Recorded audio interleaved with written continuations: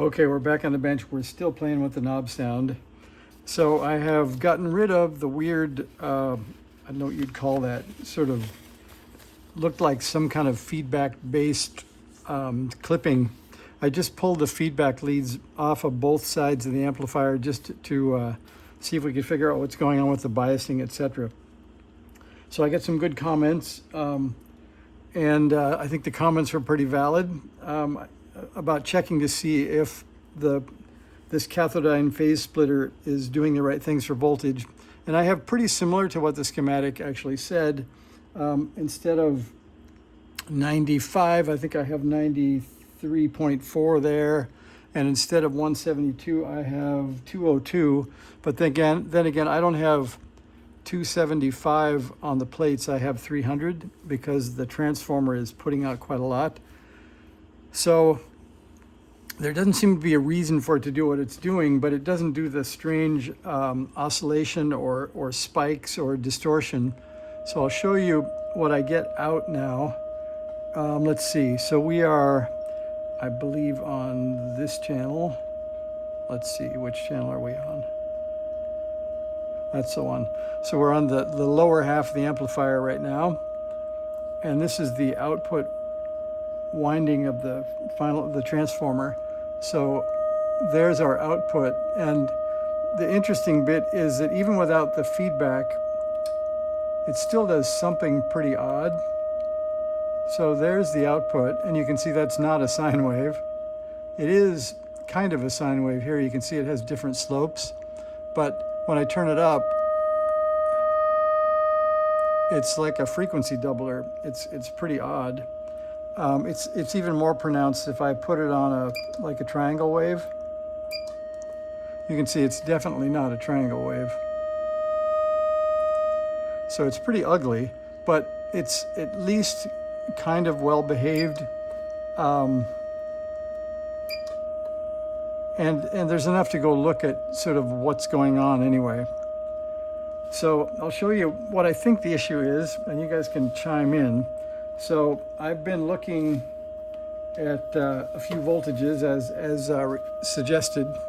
So I looked at here, the two plate voltages are equal or really close. I looked at, I measured the resistance of the cathode resistors. They're 267 and 263. If you look at the 18 volts that I got across the cathode resistors, that's about 67 milliamps at idle, which seems like it's probably okay. And then I looked at the peak-to-peak voltage input to each of the two tubes, and I got 1.8 volts peak-to-peak. But the odd thing is I get 12 volts peak-to-peak on this plate, and I get 25 volts peak-to-peak on this plate, which doesn't mean we're very well balanced. But with the same input out of phase, you wouldn't think the voltage would be doubled.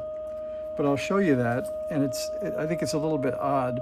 So this is actually the plate lead to the transformer. I'll show you here. I'm gonna probe right on red and blue, which are now actually have switched them back on one channel, just as a test. But I'll carefully probe blue here.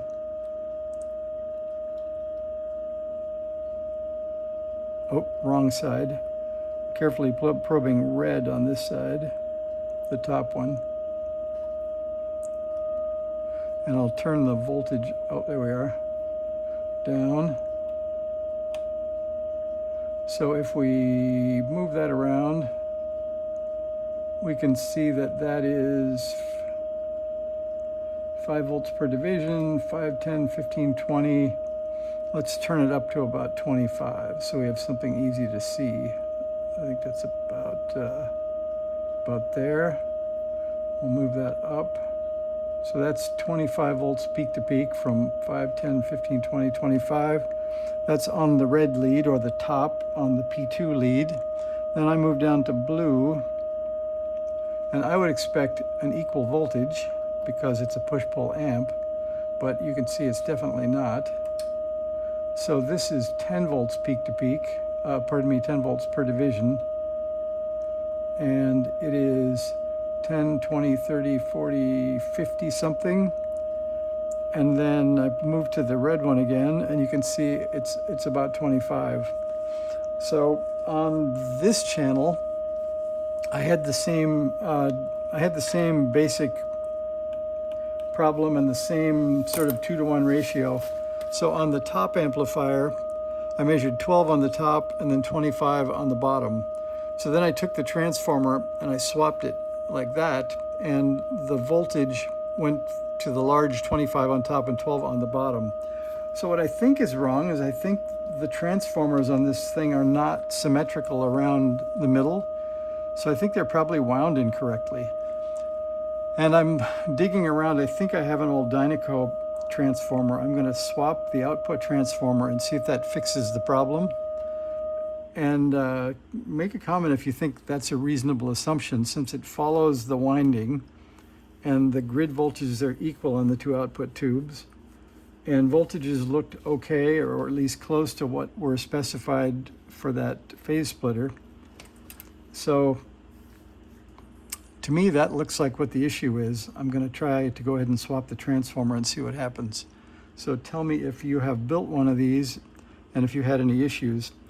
One thing that kind of gives me a little pause also is in the schematic, or in the pictures they gave me, down here on the power transformer, the one shown in the documentation for the amplifier online, they showed a photo. And let me find something non-metallic I can point with. Here's something. So if you look here, we have the primary, the 110, and then I think this is the center or something. Yeah, black is up here. That's the center. Then they have the green is 230 volts at 0.2 amps. That's the plates. And the amp in the photo had a black yellow, which was this 3.15 volts sort of center tapped. But it also had a black lead, which was another 6.3, and they used two separate filament windings. So I've got the filaments all wired with just the one 6-volt winding. But since this transformer is different than the photo, the B plus seems higher. I don't think it's out of the question to think that maybe we have different transformers also. So like I say, I'm going to try the output transformer. If you guys think there's something else we can measure, let me know. But both channels are the same. Both are non-symmetrical. So it doesn't smell like a miswire, or it doesn't smell like out of tolerance resistors, unless they're all that way. So tell me what you think. Thanks for watching.